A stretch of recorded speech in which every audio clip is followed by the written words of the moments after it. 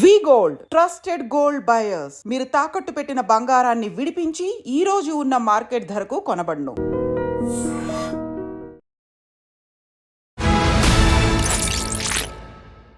ఎక్కడో ఉంది అఘోరి, ఎవరికీ తెలియదు. ఆమె ఏం చేస్తుందని, అసలు ఆమెను చంపేస్తానని బెదిరించడం ఏంటి, ఫోన్ కాల్స్ చేయడం ఏంటి, ఎవరికి అంత అవసరం ఉందంటారు? తెలియకుండానే దుష్ట శక్తులు ఉంటాయి. మనం మంచి పని చేసేటప్పుడు తెలియకుండానే కొంతమంది శత్రువులుగా మారతారు.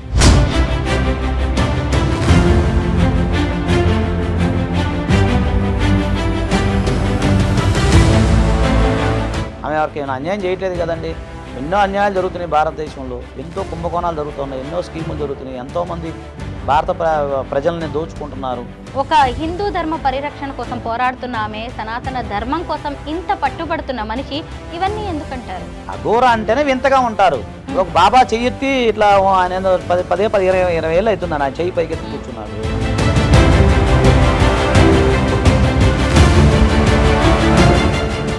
అయితే మిమ్మల్ని ఎవరు బెదిరిస్తున్నారు, ఎందుకు బెదిరిస్తున్నారు, వాళ్ళకి అవసరం ఏంటి? నేను ఏదైతే దర్గా తీసేయాలని పోరాటంకు ఎప్పుడైతే అనౌన్స్మెంట్ చేశానో అప్పటి నుండి నాకు బెదిరింపు కాల్స్ వస్తున్నాయి.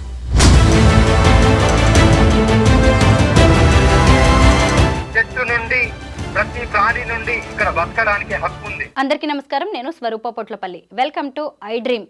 ఉత్తరప్రదేశ్ ప్రయాగ్రాజ్లో ఘనంగా జరుగుతున్న మహాకుంభమేళాలో ప్రత్యక్షమైన అఘోరి త్వరలో తెలంగాణకు రాబోతోంది. తనను కొంతమంది చంపేస్తామని బెదిరిస్తున్నారంటూ ఆమె చెబుతోంది.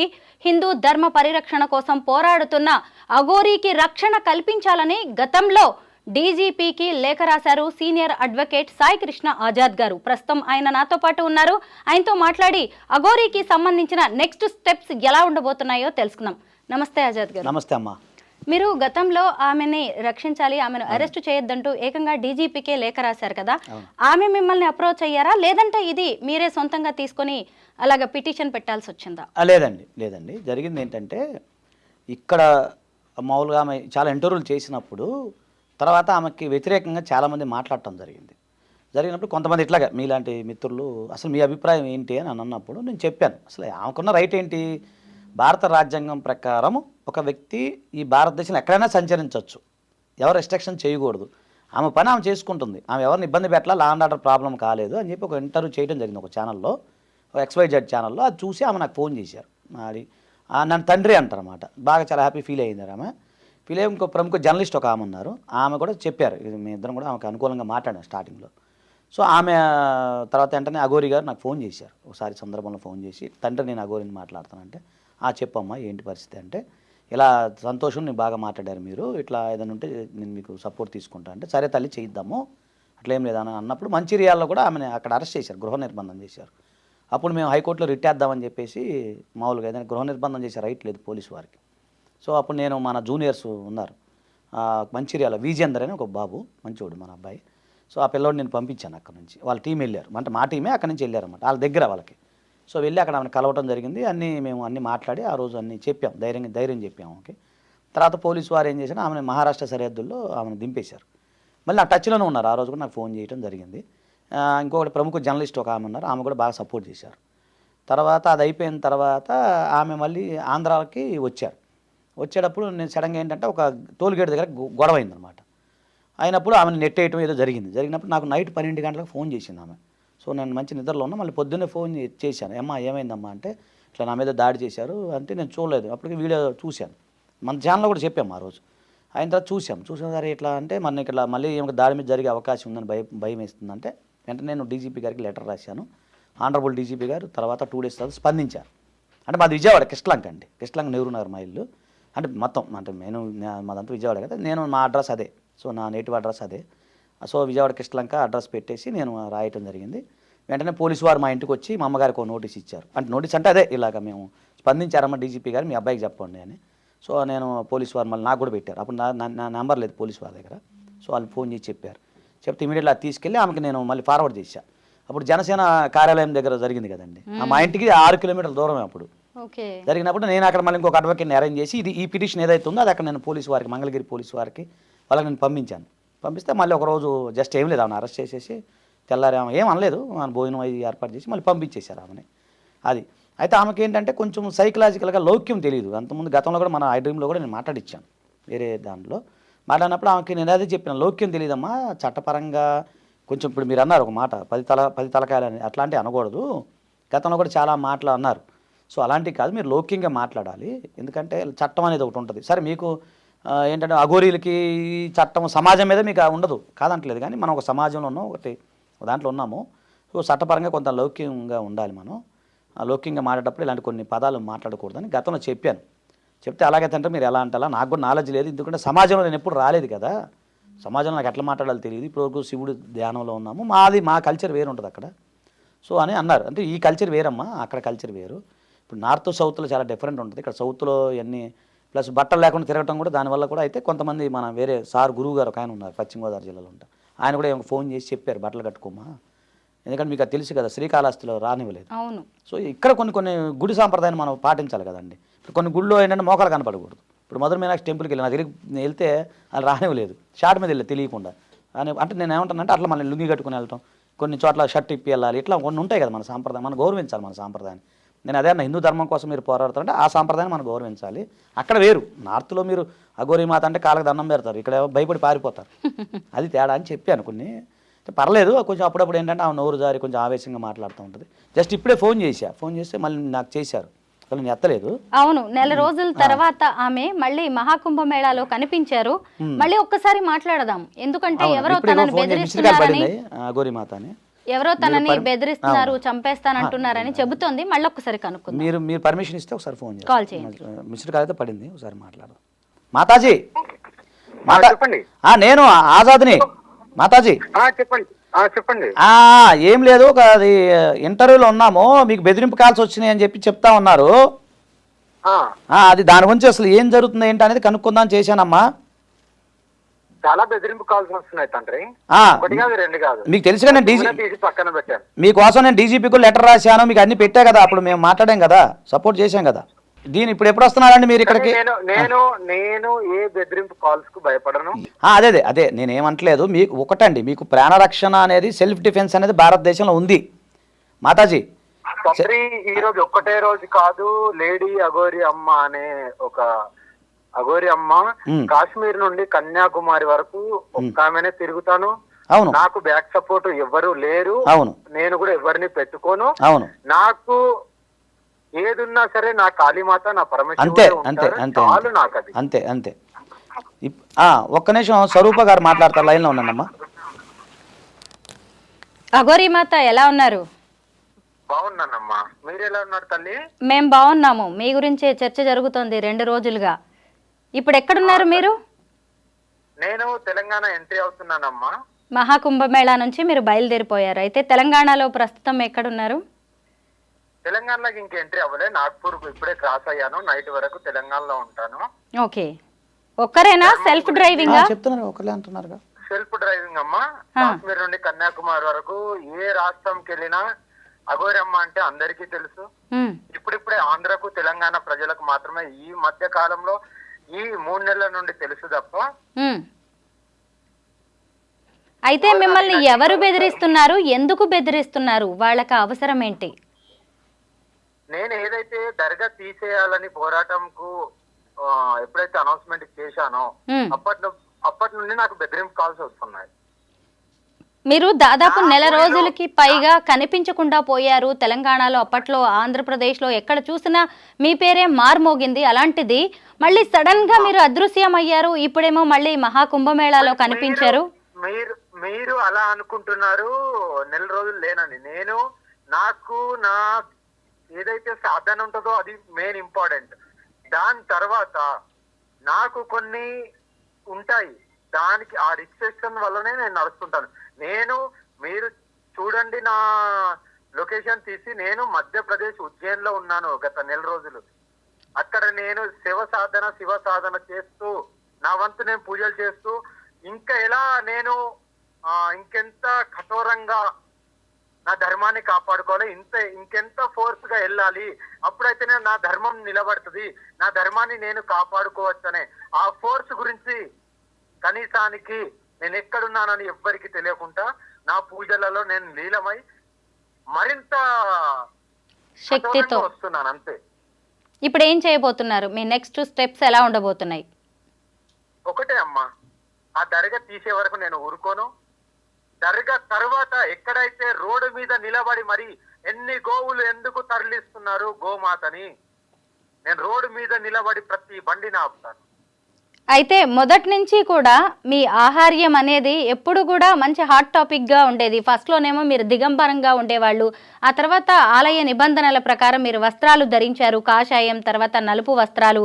అయితే ఇప్పుడు మళ్ళీ కొత్త గెటప్లో భలే అందంగా కనిపిస్తున్నారు, పెద్ద బొట్టు పెట్టుకున్నారు, అటు ఇటు ఇంకొక ముద్రలు ఏవో వేసుకున్నారు బొట్టు నుదుటిన. అమ్మా, ఎప్పుడు అఘోరి అమ్మ ఏ అవతారంతో వస్తుందో ఎవరికీ తెలియదు. ఓన్లీ పరమశివుడికి కాళీ మాత్రం వాళ్ళు ఏదైతే నాకు చెప్తారో, నా గురువు ఏదైతే చెప్తారో అలాగే నేను నడుచుకుంటున్నాను అంతే. ఇంకా నన్ను ఆపే తరం ఎవరి వల్ల కాదు. పోతే ధర్మం గురించి పోవడం అన్న ఉండాలి, లేదంటే ధర్మాన్ని కాపాడుకునే అఘోరి అమ్మ అన్న కావాలి. 10 మందినైనా నాతో తీసుకువెళ్తాను, దమ్ముంటే రండి, నా ఎదురుగా నిలబడండి అని మీరు సవాల్ చేస్తున్నారు. ఎందుకింత ధైర్యం? అమ్మా, నేను ఎవరినో చూసి నాకు నా బ్యాక్ సపోర్ట్, మీకు తెలుసో తెలియదో తల్లి, నా పేరు మీద ₹1 లేదు, నా పేరు మీద ఒక అడుగు భూమి కూడా లేదు. నేను ఎందుకు భయపడాలమ్మా? నిస్వార్థంగా ఏది ఆశించకుండా ఓన్లీ ధర్మం గురించి, ఆడపిల్లల సురక్షితం గురించి, గోమాత హత్య జరగకుండా ఆపడానికి ఇంత పోరాటం చేస్తున్నాను. అఘోరి మాత, మీరు ఆడవాళ్ళ కోసం నిలబడతానన్నారు, హిందూ ధర్మం కోసం మీరు నిలబడతానన్నారు. ఆ తర్వాత శవ సాధన కోసం మీరు ఉజ్జయిని వెళ్ళారు. ఈలోగా హైదరాబాద్లో, తెలంగాణలో ఎన్ని ఘోరాలు జరిగిపోయాయో తెలుసా? ముఖ్యంగా ఆడవాళ్ళు చాలా మంది, ఈ రోజు కూడా మనం చూడొచ్చు, ఒక భర్త అయితే భార్యను చంపేశాడు. మీరు ప్రశ్నించే హక్కు ఉంది కదా నీకు, దానికి సమాధానం నేను ఇస్తాను. నువ్వు ప్రశ్నిస్తున్నావు కదా, ఇదే మీడియా అక్కడికి ఎందుకు వెళ్ళట్లేదు? వెళ్తున్నాం, మాట్లాడుతున్నాం దీని మీద, ఇలాగే మిమ్మల్ని ప్రశ్నించినట్టుగానే. అమ్మా, నోట్లకెళ్ళి శబ్దం బయటికి వస్తే పనులు కావు తల్లి, చేతలు కూడా కావాలి. అదే రేపు చేసిన వాడిని అంగం కోయడానికి ఎందుకు వెనకాడుతున్నారు? మీకు ఎందుకంటే మీకు ఉద్యోగాలు ఉన్నాయి, తల్లి తండ్రి ఉద్యోగం, వీటిలో మీరు ఈ మోమాయలో లీలమైపోయారు కాబట్టి, అందులో ఇరుక్కున్నారు కాబట్టి మీరు చేయలేరు. ఏది ఆశించకుండా నేను చేస్తాను. ఎవరైనా ప్రోత్సహిస్తే ప్రోత్సహించని, లేకుంటే కళ్ళు మూసుకొని ఉండని, కానీ నేను ఇలాగే ఉంటాను. ధర్మం గురించి, ఇలాగే ఆడపిల్లల గురించి పోరాడతాను. అఘోరి మాత, ఇంతకు ముందు కూడా మీరు ఆంధ్రాకి, తెలంగాణకి వచ్చినప్పుడు కొంత ఇబ్బందులు ఎదుర్కొన్నారు. మళ్ళీ ధైర్యంగా తెలంగాణకి వస్తున్నారు. ఇది నా ప్రాంతం, నేను నా వేములవాడ దర్గా వాటన్నిటిని తీసే ఇస్తానని కూడా ఇంత గట్టిగా చెప్తున్నారు. ఒక్క మాట చెప్తా తల్లి, భూమాత ఎవరి సొత్తు కాదు. ఇక్కడ బతికే అందరికి, ప్రతి ప్రాణికి హక్కు ఉంది ఇక్కడ బతకడానికి. చెట్టు నుండి ప్రతి ప్రాణి నుండి ఇక్కడ బతకడానికి హక్కు ఉంది. రావద్దు అనడానికి మీరెవరు? నేను ప్రశ్నిస్తున్నాను. నన్ను రావద్దు అన్న వాళ్లకు నన్ను రావద్దు అనడానికి మీరెవరు? మిమ్మల్ని ఎవ్వరు రావద్దు అనరు. మీలాంటి వాళ్ళ వెనక నిలబడ్డానికి సాయి కృష్ణ ఆజాద్ గారు లాంటి వారు ఉన్నారు. అయితే మీరు ఒంటరిగా ఈ పోరాటం చేయలేరు. ఒక్క మాట, ఎవరినో చూసి నా బలగం బలహీనత ఏది లేదమ్మా. ఎప్పుడైతే బలగం పెరుగుతుందో అప్పుడు బలహీనత అయిపోతాం. ఎప్పుడైతే బలగం పెరుగుతుందో అప్పుడు బలహీనత అయిపోతాం. ఎప్పుడైతే ఒంటరిగా ఉంటావో కట్టర్ హిందూగానే ఉంటాం. అయితే ఒంటరిగానే పోరాటం చేస్తారా? ఒంటరిగానే చేస్తాను, ఒంటరిగానే ఉంటాను. ఎన్ని కేసులన్నా పెట్టుకొని నాకు కేసులు వర్తించవు. నేను హిమాలయాస్ లో ఉన్నా ఒకటే, చెట్టు కింద జైల్లో ఉన్నా ఒకటే, రోడ్డు మీద ఉన్నా ఒకటే, కింద ఉన్నా ఒకటే, జైల్లో ఉన్నా ఒకటే. ఆజాద్ గారు మీతో మాట్లాడతారు ఒక్కసారి. అమ్మా, మీరు చెప్పింది 100%. నేను అదే చెప్తున్నాను, ఫస్ట్ కాంచి కూడా అదే చెప్తున్నా. మీరు ఎక్కడున్నా ఒకటే, ఎక్కడైనా సాధన చేస్తూనే ఉంటారు. కాకపోతే అమ్మా లైన్లో ఉన్నారా? చెప్పండి. ఇప్పుడు కాకపోతే ఏంటంటే మనకు ఒక రాజ్యాంగము, ఒక చట్టము అనేది ఉంటుంది. ఓకేనమ్మా, అదే నేను లౌక్యంగా ఆ రోజు కూడా చెప్పాను మీకు. ఒక్క నిమిషం ఆ రోజు కూడా చెప్పాను. రాజ్యాంగం అనేది మీరు రాసించుకున్నారు. మీరు అదే పర్వాలేదు, కానీ మనం రాజ్యాంగంలో ఉన్నాం కాబట్టి కొంచెం లౌక్యంగా కూడా ఉండాలంటున్నాం. ధర్మమైనప్పుడు రాజ్యాంగం ఏడికి పోయింది? అవునవును ధర్మం అధర్మంగా ఉంది, రాజ్యాంగం ఏడికి పోయింది? అదే చేద్దాం, దాని ప్రకారంగానే చేద్దాం తల్లి, నేనేమంటలేదు, లౌక్యంగా కూడా ఉండాలి. ఆ రోజు అన్నాను నాకు కూడా. ఎవరి సపోర్ట్ అక్కర్లేదు, అవును. కాళీమాత పరమశివుడు చాలు నాకు. ఎస్, ఇది మంచి మాట అన్నారు. దేవుడు కూడా తన డైరెక్ట్ గా రాడు, దేవుడు మానవ రూపంలోనే వస్తారు. దేవుడు అనే వ్యక్తి కూడా మీకు తెలియదు ఏముంది. ఇంతమంది పీఠాధిపతులు మరి అది ఒక్క నిమిషం. భూములు తప్ప ప్రజల దగ్గరికి వెళ్ళి, అవును ప్రజల దగ్గరికి వెళ్ళి భూములు, ప్రజల దగ్గరికి వెళ్ళి డబ్బులు తప్ప ఏమి అదే అఘోరి మాత. అందుకే నేను దేవుడు పంపించాడు అనేది అదే అంటున్నాను. దేవుడు అనే వ్యక్తి డైరెక్ట్ రాడు కాబట్టి ఎవరో మనిషి రూపంలోనో ఇంకో రూపంలో వస్తారు. అదే గవర్నమెంట్ గాను సెంట్రల్ గవర్నమెంట్ కూడా నా మీద ఎన్ని ఆస్తులు ఉన్నాయి, ఎంత డబ్బు, ఏం లేదు అది ప్రజల. అవునవును, ప్రజలకు కాదు అన్న పైసా కూడా ఒక కదం భూమి. అవును, మన గతంలో చెప్పాము, మీరు కూడా చెప్పారు ఆ రోజు మనం మాట్లాడుకున్నాం. మీరేం లేదు, కాకపోతే అవును నేను కూడా హెలికాప్టర్లలో తిరుగుతా. అదే మాతాజీ, మాకు అవసరం లేదు. అదే మాతాజీ, మీరేమంటున్నానంటే మీరు చెయ్యండి, పోరాటం చేయండి, అందరూ మీకు సపోర్ట్ చేస్తారు, మంచి పనికి ఇబ్బంది ఏం లేదు. అయితే ఒంటరిగా అనేది పోరాడాలి కాదని అనట్లేదు, ఒంటరితో పాటు 10 మందిని కూడా కలుపుకొని వెళ్ళాలి. సరే పర్లేదు, అలా కాదు బలహీనత అంటే ఒక్క నిమిషం ఒక్క నిమిషం అదే అదే పర్లేదు మీ నిర్ణయం మంచిదే. కాకపోతే ఏంటంటే కొంచెం లౌక్యం కూడా ఉండాలి, కొంచెం. అది సరే, ఇప్పుడు మీరు కొంచెం జర్నీలో ఉన్నట్టున్నారు, నేను తర్వాత మాట్లాడతానులే. ఓకేనా స్వామీజీ, మాతాజీ, ఓకేనా? రైట్. అయితే ఇప్పుడు నా డౌట్ ఏంటంటే, ఎక్కడో ఉంది అఘోరి, ఎవరికీ తెలియదు. ఆమె ఏం చేస్తుందని, అసలు ఆమెను చంపేస్తానని బెదిరించడం ఏంటి, ఫోన్ కాల్స్ చేయడం ఏంటి, ఎవరికి అంత అవసరం ఉందంటారు? అంటే నేను అప్పుడే చెప్పానండి, గతంలో కూడా చెప్తున్నా. ఇప్పుడు తెలియకుండానే దుష్టశక్తులు ఉంటాయి. ఇప్పుడు మనం మంచి పని చేసేటప్పుడు తెలియకుండానే కొంతమంది శత్రువులుగా మారతారు, శత్రువులుగా మనకు తెలియకుండానే గోతులు తీస్తారు. ఇప్పుడు మనకి ఎక్కడ అన్ని ఫ్యామిలీలో ఉంటుంది, అన్ని చోట్ల ఉంటుంది, మనం ఎదిగేటప్పుడు అన్ని రకాలు ఉంటుంది. ఇప్పుడు ఎందుకంటే మొదటిదాకా స్టార్టింగ్లో అఘోరి గురించి ఇంటర్వ్యూలు చేసి ఆమె కోసం నైట్లు ఆమె కోసం ఎదురు చూసిన మీడియా వాళ్ళు తర్వాత సడన్గా మళ్ళీ ప్లేట్ ఫిరాయించేసి ఆమెకి ఎంగనెస్ట్గా చేయడం మొదలుపెట్టారు. అంటే ఇది ఏ కోణంలో మనం అనుకోవాలనేది మనం ఆలోచించాలి ఒకటి. రెండోది, ఇప్పుడు ఆమె ఏమంటుంది, హిందూ ధర్మ పరిరక్షణ కోసం నేను పోరాడుతా అంటుంది. నష్టమేముంది? ఇప్పుడు ఆమె ఎవరికి ఏమైనా అన్యాయం చేయట్లేదు కదండి. ఎన్నో అన్యాయాలు జరుగుతున్నాయి భారతదేశంలో, ఎంతో కుంభకోణాలు జరుగుతున్నాయి, ఎన్నో స్కీములు జరుగుతున్నాయి, ఎంతోమంది భారత ప్రజల్ని దోచుకుంటున్నారు. ఎన్ని కుంభకోణాలు జరగట్లేదండి. ఎంత భారత ఆర్థిక వ్యవస్థ కొన్ని సందర్భాల్లో కుదేళ్ళు అయింది. ఇప్పుడు అర్షద్ మహల్ కుంభకోణం అయితే కుదేళ్ళు అయింది భారతదేశం. ఎన్ని గడ్డి కుంభకోణం, ఆ కుంభకోణం, ఈ కుంభకోణం ఎన్ని చూడలేదండి. ఇప్పుడు అలా ఏమేం చేయలేదు కదా, దానివల్ల ఏం లేదు. ఏమేమి ల్యాండ్ ఆర్డర్ ప్రాబ్లం చేసింది ఏమి లేదు. ఆడెవడో కొండను తవ్వి ఎలకను పట్టినట్టు కోడిని కోసినందుకు కేసు పెట్టారు, అది 100 రూపాయల కేసు. అదో విషయం వింత. నేను అది కూడా మాట్లాడాను తర్వాత, అదే కాంటే 100 రూపాయలు నేనే కడతాలేండి అని చెప్పి. ఏముంటుంది దాంట్లో, ఆమె చేసింది నేరం ఏంటి, ఘోరం ఏంటి? ఏమి లేదండి. ఏంటంటే ఒక భారతదేశంలో ఒక హిందుత్వం దాని మీద రకరకాల వ్యాఖ్యానాలు చేస్తుంటాడు. అదని ఇదని ఉన్నారు, చాలామంది తయారయ్యారు ఈ మధ్య. అదొక ఫ్యాషన్ అయిపోయింది. ఒక బైర్ నరేష్ అని ఆయన ఉంటాడు, ఏదో మాట్లాడుతూ ఉంటాడు, ఏదో అదే. మరి వేరే మతాల మీద మాట్లాడరు ఎందుకండి? వేరే మతాల మీద మాట్లాడే దమ్ము వాళ్ళకుంటుందా? మాట్లాడలేరు. ఇంకో ఆయన ఏమంటాడు, ముక్కోడి దేవతలు అంటే దానికి ఒక సిస్టమ్ అని సంస్కృతంలో ఒక మాట చెప్పాడు ఒక ఆయన, పెద్ద ఆయన. అది కాకుండా ఏదో మాట్లాడుతూ ఉంటారు. అంటే హిందుత్వం అంటే ప్రతి ఒక్కడు మాట్లాడేవాడే, ప్రతి ఒక్కడు ఏదో నోరు జారి వాగేవాడే. మరి ఎవరు ముందుకు రావాలి? ఇప్పుడు అందరూ ఏమనుకుంటారు, వీర శివాజీకి జై, నేను కూడా వీర శివాజీకి జై అంట. మన ఇంట్లో వీర శివాజీ పుట్టాలని అనుకోను, నేను వీర శివాజీగా మారాలని నేను అనుకోను. పక్కింట్లో పుట్టాలనుకుంటాం, లేదా ఇంకోటి ఎవరో చేయాలి, మనం ఉండాలనుకుంటాం. అది మన సైకాలజీ, హ్యూమన్ సైకాలజీ. అయితే మొదటి నుంచి కూడా ఈ అఘోరి మాటలు కావచ్చు, ఆహార్యం అనేది కొంత ఫస్ట్ నుంచి కూడా డిఫరెంట్గానే ఉంది. ఇప్పుడు మీరు చూడొచ్చు, నెల రోజుల్లో అంతకుముందు ఇక్కడ కొప్పు లాంటిది పెట్టుకొని ఉండేది, ఇప్పుడు సాధువులు అఘోరియాలు పెట్టుకుంటారు కదా, అలాంటి జుట్టు వేసుకొని తిరుగుతుంది. అంటే అది నిజం కాదు అనేది తెలిసిపోతూనే ఉంది విగ్గులాగా. మరి ఒక హిందూ ధర్మ పరిరక్షణ కోసం పోరాడుతున్న ఆమె, సనాతన ధర్మం కోసం ఇంత పట్టుబడుతున్న మనిషి ఇవన్నీ ఎందుకంటారు? ఇగ్గు ఏమైంది మేడం, నా జుట్లో నేను ఇగ్గు పెట్టుకుని మీకు వచ్చే ప్రాబ్లం ఏంటి? అంతేనంటారా? అదే అంటే అఘోరాగా కనిపించాలి అఘోర అనేది అలా ఎందుకు? కాదండి, కాదు అఘోర అంటేనే వింతగా ఉంటారు. ఇప్పుడు ఒక బాబా చెయ్యెత్తి ఇట్లా ఆయన ఏదో 10 20 ఏళ్ళు అవుతుంది ఆయన చెయ్యి పైకెత్తి కూర్చున్నాడు. అట్లా ఒక బాబా ఇంకోటి చేస్తారు, విన్యాసం చేస్తారు. ఒక బాబా దాందే ఉందండి. ఇప్పుడు ఆహార్యం ఆయన ఇష్టం, ఆమె ఇష్టం. ఇప్పుడు నాకు జుట్టు లేదు, నేను పెట్టుకుంటే మీకు ఆయన అభ్యంతరమా? ఆమె జుట్టు లేదని ఆమె పెట్టుకుంటే మనకేం అభ్యంతరం?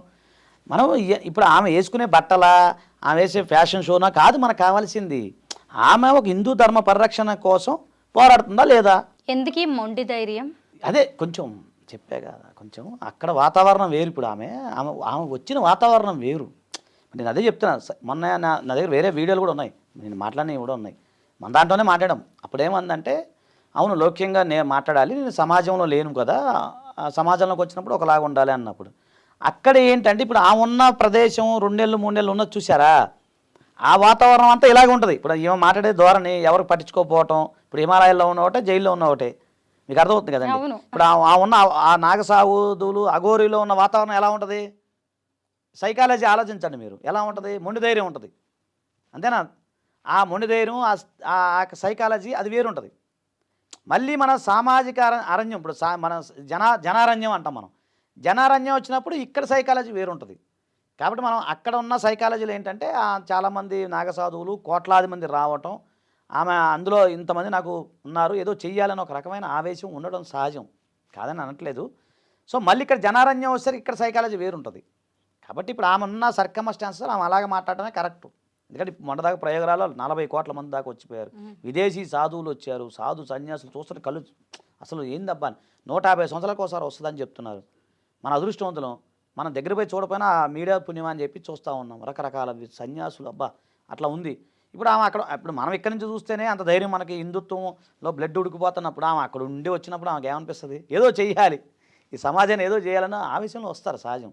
మళ్ళీ ఇక్కడికి వచ్చిన జనారంజనకు వచ్చిన తర్వాత ఆ వేడి చల్లారిపోతుంది. ఇక మీదట కూడా మీరు అఘోరీతోనే ఉంటారా? ఖచ్చితంగా ఉంటానమ్మా. నేను ఒకటి చెప్తాను, అఘోరి అనేది పక్కన పెడితే హిందూ ధర్మం కోసం, హిందూ పరిరక్షణ కోసం ఎవరు ఏ ప్రయత్నం చేసినా ముందు నిలబడేది నేనే. ఒక లాయర్గా కావచ్చు, ఒక వ్యక్తిగా కావచ్చు, ఇంకో రకంగా కావచ్చు. హిందూ ధర్మ పరిరక్షణ కోసం ఖచ్చితంగా నేను నిలబెడతాను, అందులో సమస్య లేదు. చాలామంది ఏంటంటే నా పేరు సాయి కృష్ణ ఆజాద్. ఆజాద్ అంటే ముస్లిం అనుకుంటారు, కాదండి. దీన్ని వీడియో దయచేసి మీరు ప్లే చేయండి. ఆజాద్ అంటే చంద్రశేఖర్ ఆజాద్. చంద్రశేఖర్ ఆజాద్ మన అమ్మగారు సాయిబాబా భక్తురాలు కాబట్టి ఆమె సాయి తరపున తీసుకుంది. నాన్న కమ్యూనిస్ట్ లీడర్ కాబట్టి ఆజాద్ తీసుకున్నారు. ఆజాద్ అంటే స్వతంత్రం, అంతే తప్ప అది కాదు. సాయి కృష్ణ, అసలు సాయి కృష్ణ ఆజాద్ నా పూర్తి పేరు. చాలా మందికి మళ్ళీ అదో డౌట్ వస్తుంది, అట్లా కాదు. ముందే ఉన్నారు కదా సాయి అదే మేము పూర్తి హిందూ. మా పిల్లల పేర్లు అందరూ సాయి కృష్ణ, శివకృష్ణ, రామకృష్ణ, సిద్ధకృష్ణ, అన్ని మా అన్ని కృష్ణాలే ఉంటాయి. మాది ఎస్ఆర్కే గ్రూప్ ఉంది అంటే నేను చెప్తున్నాను. సో మేము హిందువుల కోసం, హిందూ ధర్మ పరిరక్షణ కోసం మన శివాలయం దగ్గర నేను వేరే మొన్న శివుడు పెట్టాము, తర్వాత మొన్న సంక్రాంతికి ఉత్సవాలు నిర్వర్తించాము, తర్వాత ఆంజనేయస్వామి గుడిలో వాటర్ ట్యాంక్ కట్టాము. అట్లా నేను హిందూ ధర్మ పరిరక్షణ కోసం ముందుండి పోరాడే వ్యక్తిని, అదండి. సో చాలామంది మళ్ళీ డౌట్ రావచ్చు, అట్లా ఏం లేదు. అందుకని ఏంటంటే అఘోరేనే కాదండి, ఈరోజు స్వరూప గారు వచ్చి పోరాడదాం ఆజాద్ గారు రండి అంటే నేను వచ్చేస్తా. కానీ ఆ పోరాటానికి కూడా ఒక పద్ధతి ఉంది. అదే నేను చెప్పేది. అంటే ఒకటండి, ఇప్పుడు నేను ఏమంటానంటే పోరాటానికి పద్ధతి ఉంటుంది. శాంతియుతంగా, అహింసాయుతంగా, ఓకేనండి, రాజ్యాంగం ప్రకారం, చట్ట ప్రకారం పోరాడాలి. నేను ఏమంటున్నా, ఆమె సైకాలజీ, ఇప్పుడు ఆ ఉన్న వాతావరణం, ఇప్పుడు ఆమె అక్కడి నుంచి వచ్చే వాతావరణం చాలా వేడిగా, వాడిగా, రకరకాల విన్యాసాలతో వస్తుంది ఇప్పుడు ఆమె. సో అక్కడ మాట్లాడేది తప్పులేదు. ఇక్కడికి వచ్చిందా మళ్ళీ మీరు ఉంటారు, అందరం ఉంటాం కాబట్టి ఆమెకు చెప్తాము, అన్నీ చెప్తాము. కొన్ని మాటలు ఏమైనా ఉంటే మాట్లాడితే దానికి ఆమె చెప్పుకుంటారు, ఎక్స్ప్లెనేషన్ ఇస్తారు.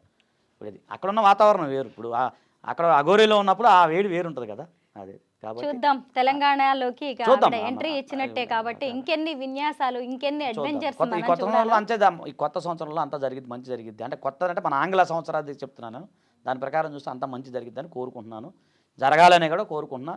ఎక్కడైనా హిందూ ధర్మ పరిరక్షణ కోసం ఈ ప్రపంచంలో ఎక్కడ ఏది జరిగినా కూడా ముందు నేను ఉంటానని చెప్తున్నాను అండి. Thank you so much Azad గారు.